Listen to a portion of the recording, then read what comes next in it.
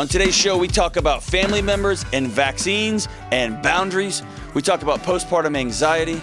And we talk about what happens when your buddy's got a problem with drinking and you don't know what to do next. Stay tuned. Hey, what's up? This is John with the Dr. John Delony Show, and we're so glad you're here.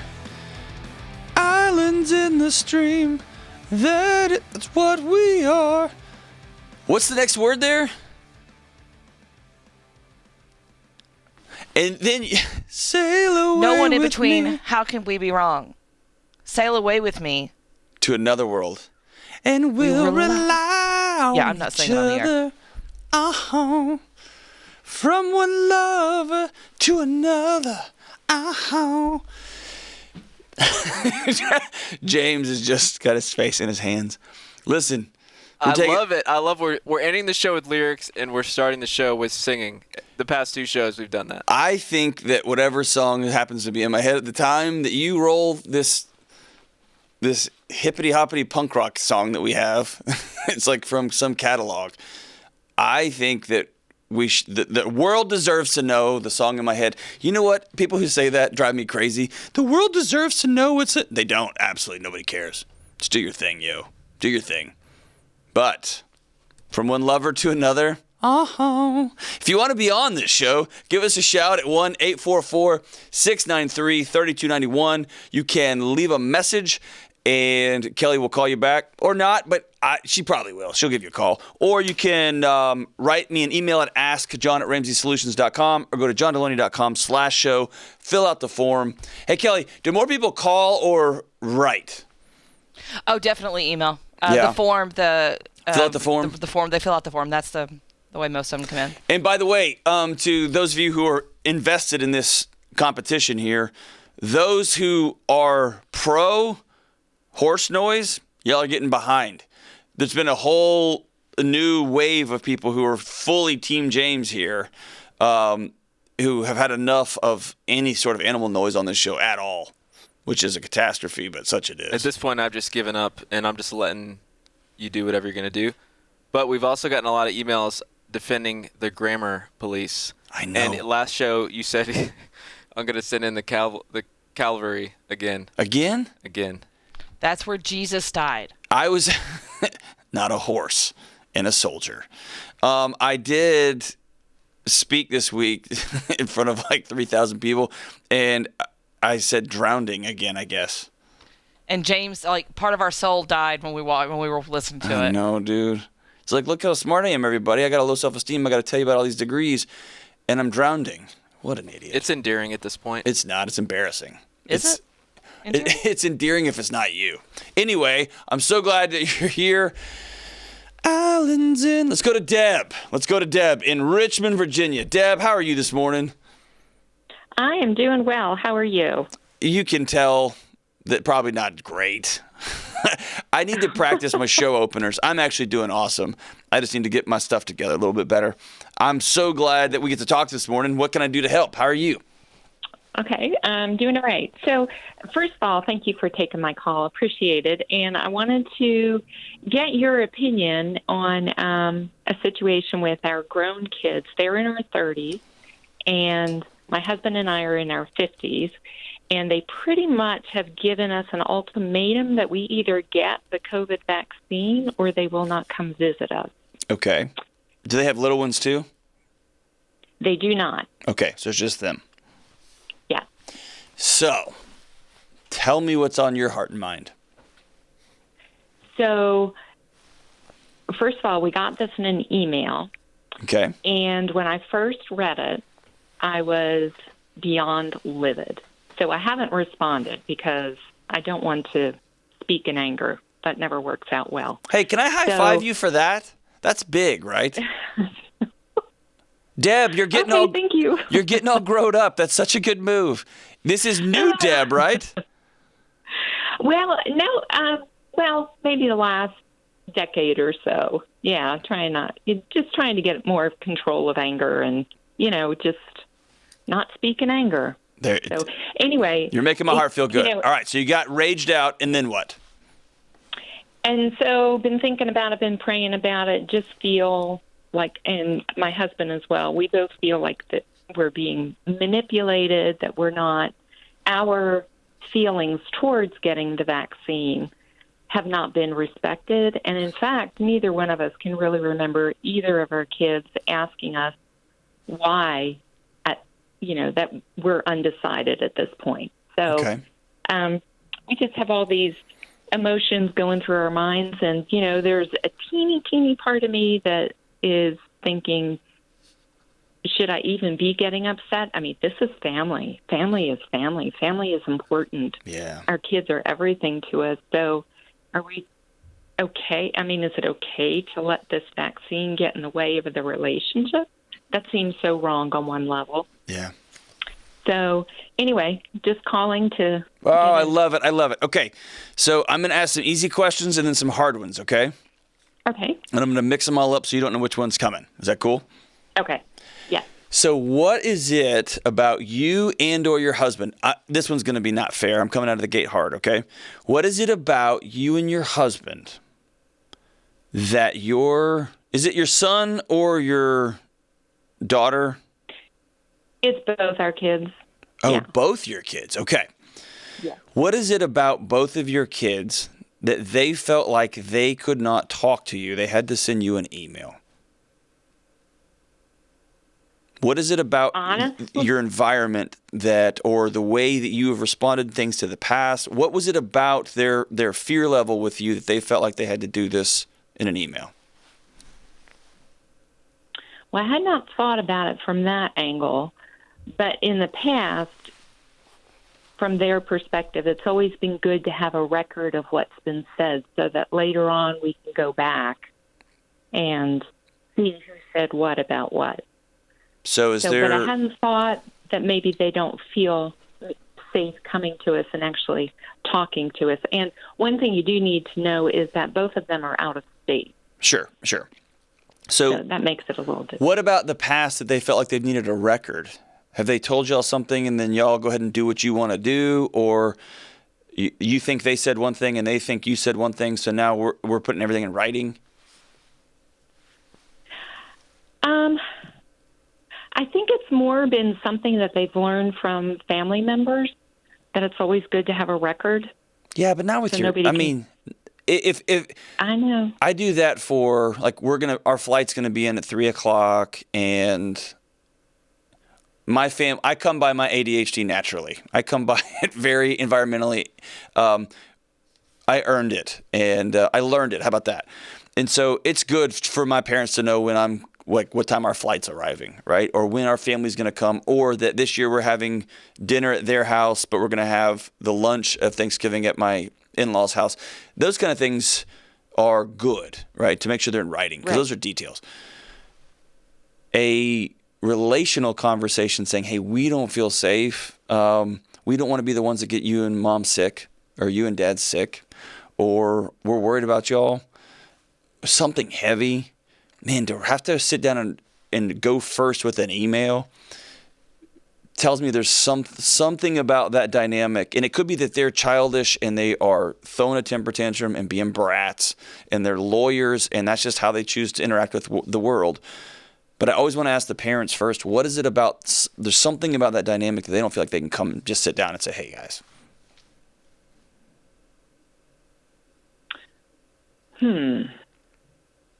Yeah, it could be. I mean, I hadn't thought about that, but I think probably looking in the past, growing up, there have been times where maybe as younger kids they've said something and maybe we've come down too hard, or not respected their opinions as much as we should have. Gotcha. So Well, maybe that's just something part for of you it. and your husband to think through. And Yeah. that's a broader picture of what kind of environment do we have here. The second thing is when you're telling me this story, I'm thinking about two parents who raised are they brother and sister? Yeah. Who raised a brother and sister who in their 30s are still talking, still communicating, still conspiring against mom and dad. Number two, that have really strong beliefs. And number three, have either watched this, learned this, or have somehow developed strong boundaries as adults. As somebody who has 2 little ones in my house, I want to tell you and your husband, y'all won. You created 2 independent yet still relationally connected siblings who draw firm boundaries, who have thoughts of their own, who are passionate about things to the point that they want to keep their parents safe so much that they're willing to not see them. And that's how strong their boundaries are. As a parent who's used to running the lives of their children, it feels like manipulation. But I want to flip it around and tell you that it's a boundary. And you should celebrate it. Even when the boundary is against you. That's not fair. It is. Yeah, it is. I'm kidding. Because now you're into the crappy part of parenting, which is little Johnny and Susie grow up and they turn into adults. And you can't run their life anymore. And you can't control them. You can't make them do anything. You just can love them. Man, you can play hardball. Like, then we're gonna cut you out of the will, and that hurts you guys. You know what I mean? That hurts you guys. Yeah. You can love them. You can give them your parent advice. You can even say, all right, mom advice, and I'm mom, and I get to say whatever I want. And then you give your advice, and then you can say, all right, y'all can all roll your eyes now, but I said it so hot. You can do that all you want. But at this point, it's about relationship. And there's nothing more heartbreaking for me than watching a 60-year-old parent try to treat their 40-year-old daughter like she's 11. It breaks my heart, right? Because you're ruining what could be a world-class, hilarious, fun, nobody knows us better relationship, right? And it's one of still power and overlording, and it just the whole dynamic is you're trying to hang on to it, and man, all you're doing is you're just going to lose that 40-year-old, right? They're out. Unless you're going to take your money for your car or whatever. I know grown kids who are like their parents are 50 that are still in their parents' cell phone plan. Like, because it's a good deal. Man, come on, dude. So here's the last thing. You asked me, is the COVID vaccine worth the relationship?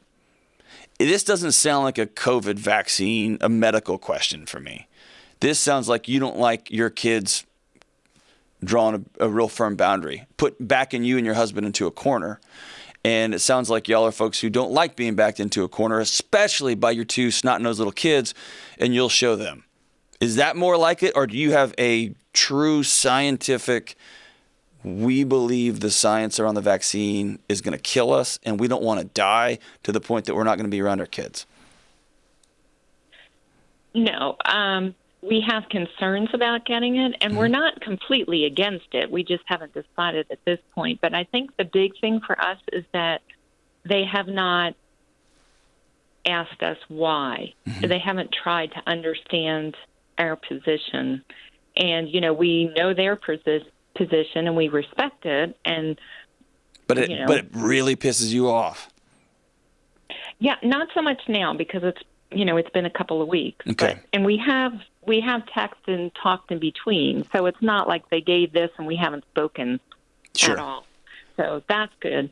But it's just more that they haven't tried to understand us. They haven't respected us. If they had said that they respected other people for not getting it, that was their choice. If they get COVID, then that was all their choice.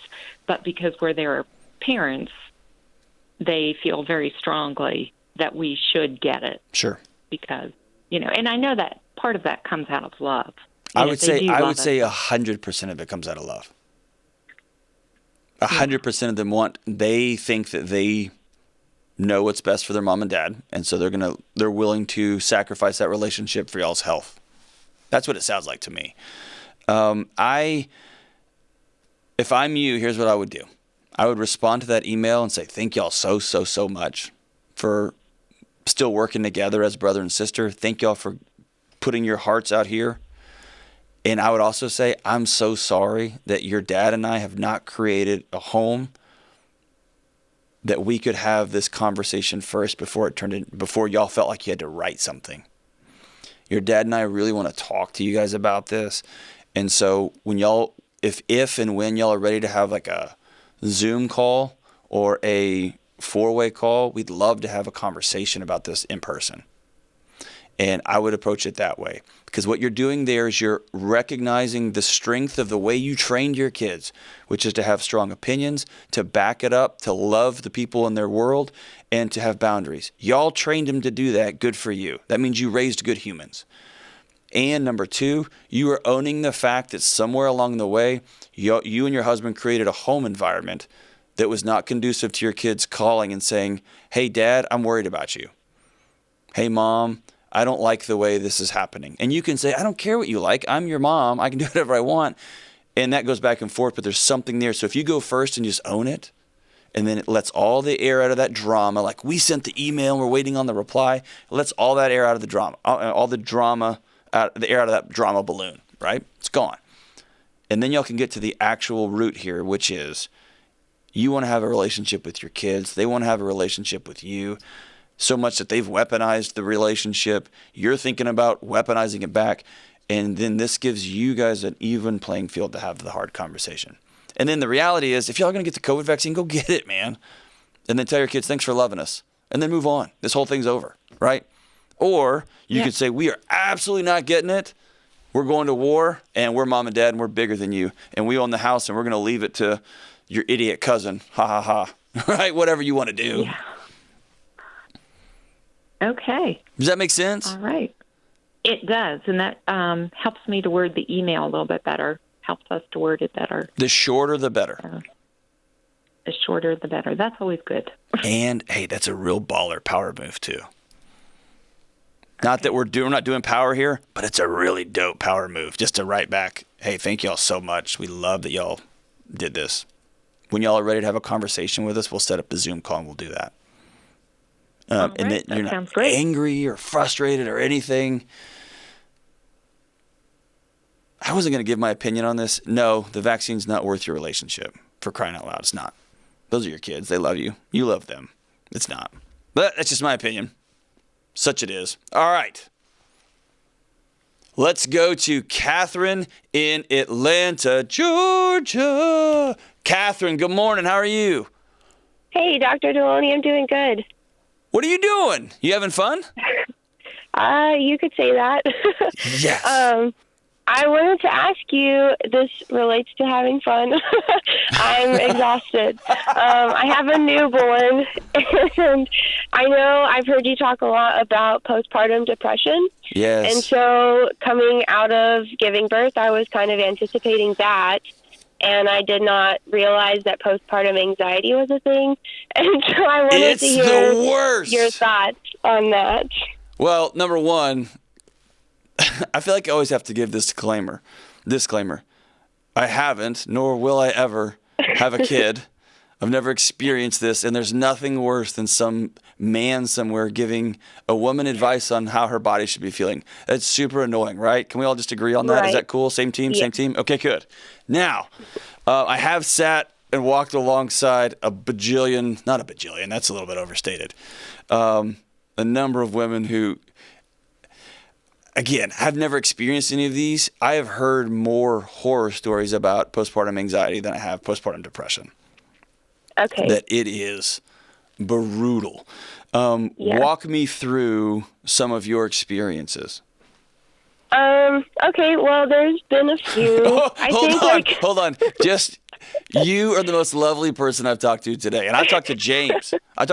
And he's usually the most lovely. You are. Because you're like, okay, I'll describe it. And I know you're about to describe some really awful stuff. And your spirit is, you're so wonderful. Okay, so go for it. How old's your little one, by the way? She is 5 weeks. She was born premature, though. So she's like basically 2 weeks if we went full term.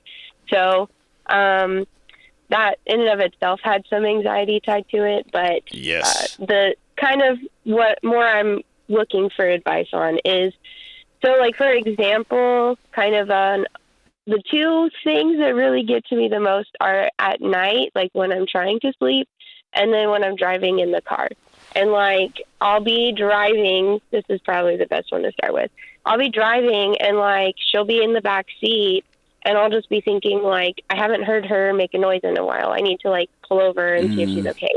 Or like, I just think in my head, like, oh, what if we get in a car accident and then she's in her seat, so nothing should happen, but I just think like, oh, this is going to happen. Or at night, it's kind of the same thing where I'm like trying to sleep, but then I think, oh, well, she's making a lot of noise. Maybe she's not breathing okay. Or the opposite, I'll say I haven't heard her. Maybe she's not breathing at all. And then I just like, I can't sleep, or I'm like constantly like trying to wake my husband up, like, hey, can you go check on the baby? And it's just exhausting. Yeah. Never mind the fact that I'm just not sleeping, but it's exhausting to be constantly thinking like something is wrong or something is about to be wrong. And if I'm not fully present there, it's going to be all my fault. And then she's going to be gone and all this stuff. Yes. So number one, thank you for saying those things out loud, because I know they're scary to say out loud, right? Mm-hmm. Yeah. And they make you feel crazy. And in the moment, they feel super real, right? So it's both and, right? Yeah. Have you had any intrusive thoughts about that? Like thought just pops in your head, like about hurting the baby or about just running out the door and leave? I mean, have you had any of those too, or is it mostly the ruminating and the worst casing? It's mostly the worst casing, and Okay. I would say like it really comes and I just can't get it out of my head. Like another example, and it's a little bit more extreme, I think. The first day that I was home by myself with the baby, there was like a tornado warning, and I literally was like 1 foot in the bathroom, 1 foot out of the bathroom. Like I can't hear the sirens. I don't know if there are sirens at all.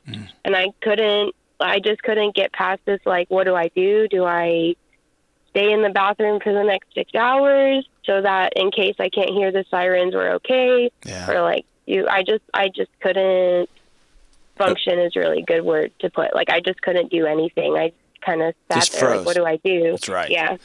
So I've got good news for you, okay? Okay. You're not crazy. Thank you. You're right exactly where you need to be. And it's Okay. super frustrating and annoying and exhausting. And you're okay. Okay. All right. So the nerd word for worst casing is catastrophizing.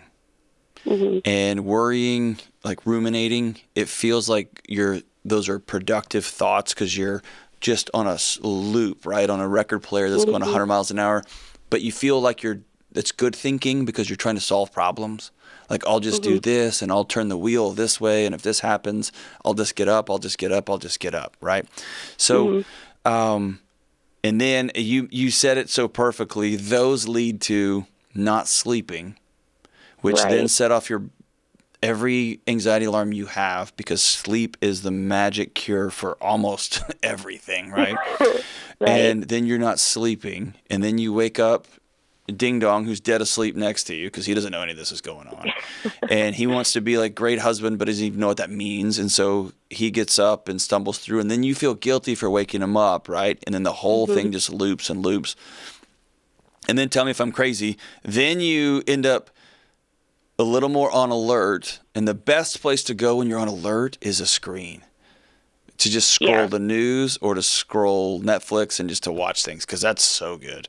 And then you feel nuts and you spend a lot more time by yourself. Is all this ringing a bell? Yeah.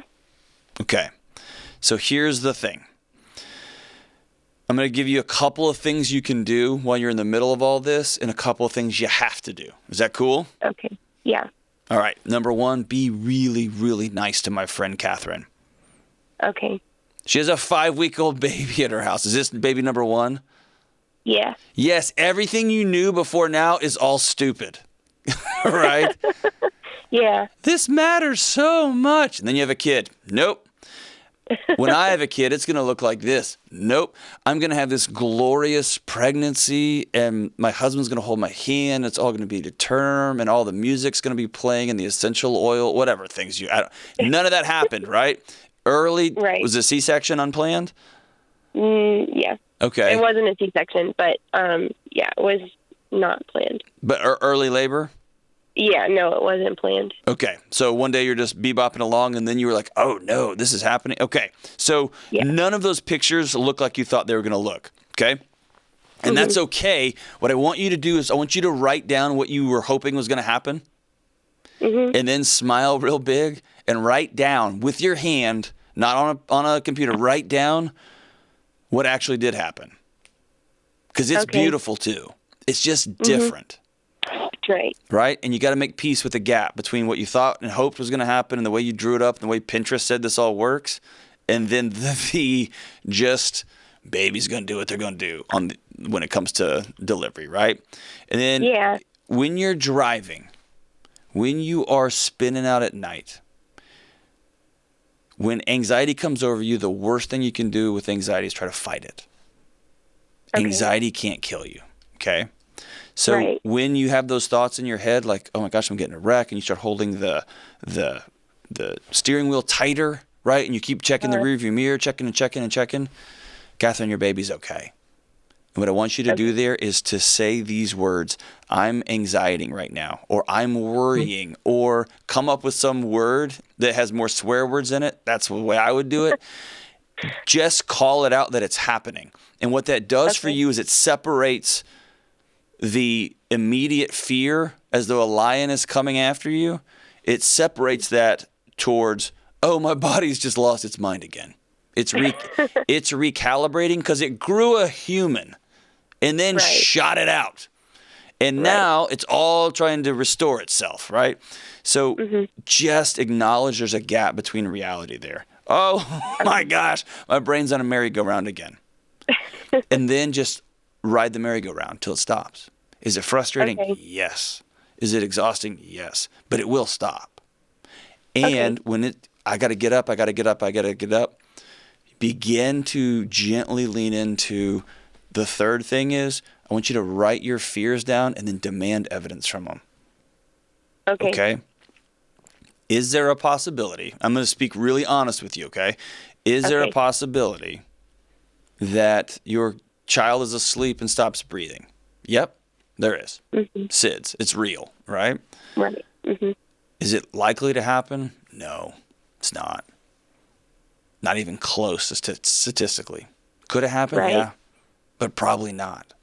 And what you're experiencing now is the utter risk and beauty and joy and terror of loving something so much and being like letting your heart just walk around into the world. And this is being a parent. It's terrible and the greatest wonderful thing in the whole wide world. So I want you to write down these fears and I want you to demand evidence from them. Could you get in a car wreck? Yeah. Is it going to happen? Almost in no way. Right? Yeah, Probably not. Yeah. And then the last and most important thing is I want to make sure that you've got people in your life. Have a couple of people you can text. Do you have a couple of friends, girlfriends of yours that have had kids before that have been down this that you can text and say, and they'll just write back, and then that's it? Yeah, I do. Okay. I want you to call them and say, you are now my go-to. You are my whatever. Don't give me terrible advice, but just tell me I'm not nuts. Okay? Okay. And I've watched several women that I care about and folks I don't even know that well, just been in a relationship with, that have used that it's just been such a gift, right? At 11 o'clock at night, is my body going to always, and they'll be like, nope. And you go, okay, good. And is my husband going to always, nope. Well, some husbands are idiots, but is this going to happen? Nope, right? Is my baby going to, and they can write back, yeah, probably. And one day you're going to wake up and there's going to be a rash and you're going to think it is end times. It is, the world is over, right?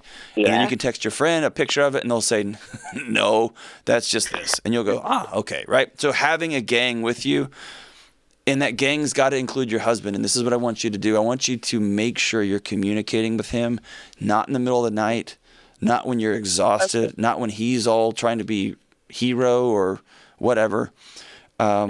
Set aside some intentional time that y'all can just talk through. Your whole worlds are different now.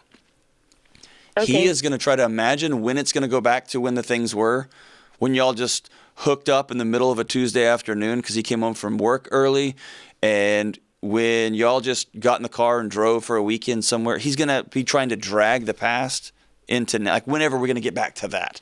You hear people say like whenever COVID's over, we can just get back to, it's like, homie, it ain't coming back. It's in a new world. Right. And then you are going to have this picture of, oh, it's just going to be 3 of us, and we're going to go on walks with the stroller, and you're going to walk home, and that idiot's going to be sitting there with a video game controller in his hand or something, and you're going to lose your mind, right? So make sure y'all are communicating regularly about, hey, how are you this week? How are things this week? What did we think it was going to look like, and how is it different? It's never going to be the way y'all drew it up, and that's okay. What's the only not okay thing is if y'all aren't talking about it, because then you're going to grow together. And then that's when you're going to say, man, you've been picking up that controller a lot. Are you freaked out to have a new little baby girl in your house?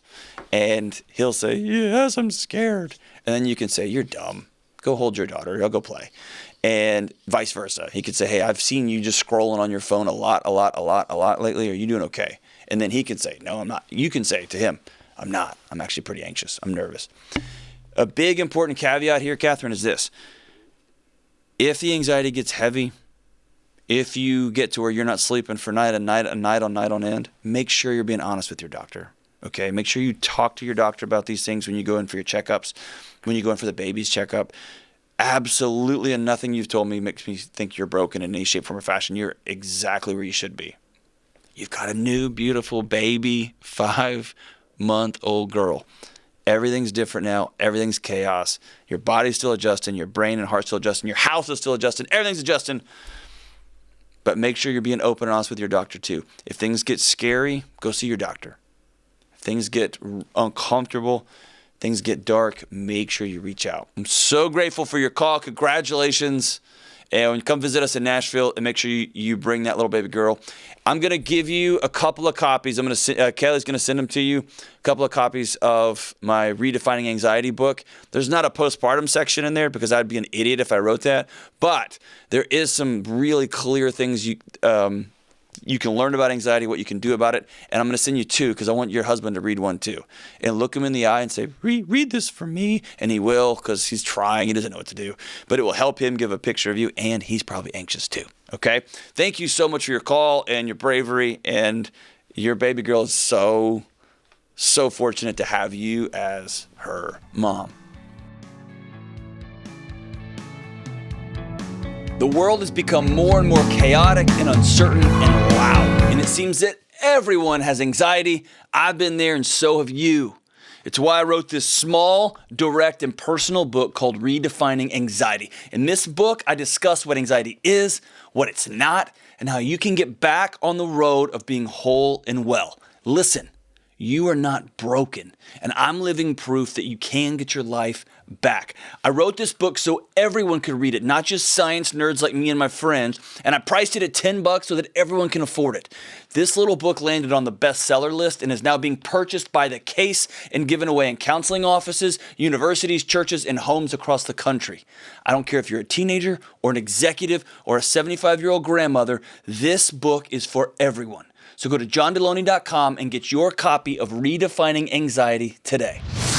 All right, let's take one more call. Let's go to Tony in Los Angeles, California. I don't even know what that accent was. I think that accent was my pirate accent. I don't know, man. Sorry, Tony. It's all good. This show's getting off the rails today, brother. No, thank you, man. What's up? Yeah, no, I just want to also shout out your team. You guys have an awesome team over there. Totally disagree. And everybody else. Totally disagree. Yeah, well, and I also want to shout out Team Fender, just so I have the chance to. My man. Hey, Tony, the signal's bad. We can't hear you anymore. So, yeah, the reason for my call, just to get straight down to it, is I got a buddy who's struggling with alcoholism, hiding it from his wife, denying it when we kind of ask him about it. Bentley coming to Bible studies that we host on weekends. He's come at least one time last week, definitely under the influence, and then noticed that he's came to other like softball games kind of under the influence, but is totally just, no, I'm fine. Knows he struggled with it in the past, but he just doesn't want to basically admit that he's been under the influence. And then recently we've had to deny some of our friends with driving with him because we're just not sure, hey, is he going to be, capable of driving, and some of our family friends who have kids, because he has granddaughters, and we're like, hey, we just want to let you guys know this is the situation. And I've called him the days after just to kind of say, love on him and say, hey, man, I just want to make sure everything's okay. What's going on? Is there something we can come alongside you? And he's just like, no, everything's great. Pie in the sky. My marriage is doing great, which, unfortunately we know that it is a little rocky, obviously, because of the situation. And we just want to know the right steps. We don't want to come out attacking. We just want to be able to love on him and bridge those gaps, like as a community, to kind of walk alongside him with this. Well, I appreciate your heart, brother, and appreciate you wanting to do this right. And these are messy. Friendships are hard, especially when your friends are hurting. How long have you been in a relationship with this dude? How long have y'all been buddies? So we've known each other for more than probably about 5-6 years. Okay. Is his wife part of the gang too? She is, yeah. So we're all we have a really tight family group community. We some of us go to separate churches, but we do try to meet once a week for our study, and then also once a month to do a park day with all their kids and our families, and we just try to have that community aspect for getting out there doing things. And so we're in each other's lives a lot. Yeah. Some of us more than others, because some of us, the age gap is different. Me and my wife are in our 30s. This Mike and his wife are in their late 50s, but we're all kind of still living life together. So this is a dude who's almost 60 years old who's struggling? Yeah. Okay. Yeah. So this is going to be hard because he looks at you like his kid. Right. And he looks at you like a little whippersnapper that he's helping through life, right? Mm-hmm. Man. And he's come to me and the guys before telling us that he had a struggle with this, and it was pretty vague. It was probably a few months ago. He's like, yeah, I struggle with drinking. Me and my wife kind of know that we need to step back on it a little bit. I feel like I have to hide it, but then sometimes we go out and have drinks together. So we never really got like a clear-cut answer if he was looking for sobriety or if he was just trying to not drink as much. And we just never really got a clear definition. Even I asked some of the guys, and they didn't really understand what that kind of meeting was about either, what he was trying to ask of us. Yeah, so I'm going to answer this, dude. This isn't always the right answer in this situation. Addiction is really tricky. I'm going to answer this as though he was my friend, okay? And I have a reputation with my friends that I will lean directly into hard conversations, okay? And I've got friends who do the same thing for me. I've got friends that are years and years, whether it's Craig or Trevor or John or Todd, guys that I've known for years, and they will say, hey, I remember my buddy Kevin said, I made a joke about my wife. This is 10 years ago. And he said, hey, just for the record, never again. Right? And he's still a close buddy, right? So that's the kind of community I run with. And so a guy like this you've been friends with for 5 or 6 years, this is a guy that I'm going to take out, and I'm going to take him with a couple of us. And we're going to tell him, hey, we're not asking anymore. We know that you're struggling. And we're here to be a part of this solution. We're here to help any way that we can. But we're not going to let you put people in harm's way anymore. And we're going to ask you, if you're drunk, don't come to church, right? Don't come out to the softball fields if you're drunk. We really want you here. And here's the thing. You and your buddies are going to have to know, Tony, this is bigger than you. This isn't something that y'all can solve and fix. And so he needs to go to meetings, and he needs to make a decision that he's going to go get well. So this is a matter of y'all walking alongside him, calling it out, shining a light on this thing, and then saying, we'll be here to walk with you, brother, but also here are our boundaries for being safe. I would never cut a friend out of my life unless it got to the point that they were unsafe, they were being off color, or they were being ugly, and you know what I mean? But I will draw boundaries around certain things. So there are some friends in my life who I love more than life itself, but I don't have them around my kids. Not because I'm going to think they're going to abuse them or anything, but they run their mouth and they talk trash around. I don't want them around my kids. And I love them, dude. They're hilarious. They're fun. And they actually know. I will tell them, hey, if you're going to keep talking like that, dude, I'm not going to let you around my kids. And they say, I know, man. Sorry, dude. I'm not going to change it, and that's cool. We're still friends, but here's my boundary. Does that make sense? Yeah, absolutely. And if I've got a buddy who's in recovery, if I got a buddy who's struggling with alcohol, after the game, I'm going to be, again, this is how I handle these things. I'm not going to order a beer. I'm going to be a person of hospitality. I'm going to make sure that that guy has at least one person at the table not drinking. And if he does order a beer, I'm going to say, don't do that, man. Not tonight. And I do that, and if I know a buddy is really working out hard on his nutrition, and I see him, I'll say, not today, man, and just keep walking. And they'll go, I know. And I do that because I've got people in my life who do it for me. And it's just a way of, if somebody doesn't invite me to that, though, I don't walk up to some rando in the cafeteria here at Ramsey, and I'm like, oh, wow, Rice Krispie treat, huh? I don't do that, man. They didn't invite me into that conversation. But it sounds like this cat has invited you in. He is a part of your life, relationally and otherwise. And so as far as I'm concerned, you have an obligation to tell him the truth, and you do it with the idea towards helping him be well, and you can only be well in relationship, right? Right. And so that's how I'm handling that, dude. We're all going to lunch one night, or we're all going to get breakfast one day, and nobody orders. Well, some people order drinks at breakfast. James, some people order drinks at breakfast, but go get breakfast, and then y'all have that conversation. Say, hey, we're worried about you. We know this is a thing. In our group, we don't lie to our wives. We just don't. We don't hide crap from each other. We tell the truth. Clearly, you're struggling with alcohol. How can we help? And let him opt out. Does that sound right? That sounds great. Cool. I would, as cheesy as this sounds, I'd probably pregame it with my buddies. I'd probably get 2 or 3 guys and say, hey, we're going to all go out. And more than that, then it feels like an intervention, like one of those TV shows. But 2 or 3 guys, and I would talk about it before you go.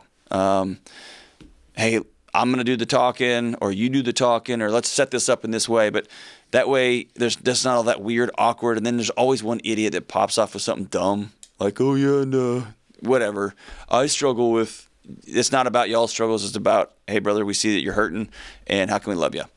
So I appreciate your heart, Tony, even though you don't know what makes a good guitar. I appreciate your heart, and the world needs more people like you who want to lean into their friends' lives and love on them a little bit better. And again, man, addiction's hard. He may explode. He may start crying. He may say, y'all are stupid idiots, and just leave. Understand that that's his choice to make. Let him know that he's loved. Never stop pursuing him, but also don't give him carte blanche to run all over everything. Make sure you've got firm boundaries there, right? Thank you for your heart, Brother Tony. All right, as we wrap up, this is actually the second time I'm doing this ending today because I acted all cool and hip and was like, all right, the song of the day. And it turns out it was a song I've already done before. So how's that for planning? In most shows, there's this cool position called the executive producer. I don't know, housed by James, who would say, hey, you've already done that song. That's exactly what happened. Exactly what I told you. That is literally what just happened. He executively produced it. I finished the whole ending. It was great. Mic dropped, and then he came over the thing and said, we've already done that song. So thanks, man. So the greatest song of all time is not the one we just did. That one's down on the floor. It's from this awesome, tiny little punk rock album. It's one of my favorites of all time. 1983, Out of Step by the pioneers of American punk rock, Minor Threat. They're one of the pioneers. Hey, punk rock people, you guys, you have lots of opinions. I know they're not they're one of the. So let's all take a breath and exhale out of our noses. Off the 1983 record, Out of Step, Minor Threat's Little Friend, and it goes like this. There are no words for what I want to say. No description for what I feel. It's a non-emotion. It's something gray way down inside of me. Cue the music, James. Swell it up slowly. Listen to that producer producing back there. You could call it anger. You could call it fear. You could call it frustration. That's how he says. It's awesome. That's as close as you'll get. That's as close as any of us are going to get right here on the Dr. John Delony Show.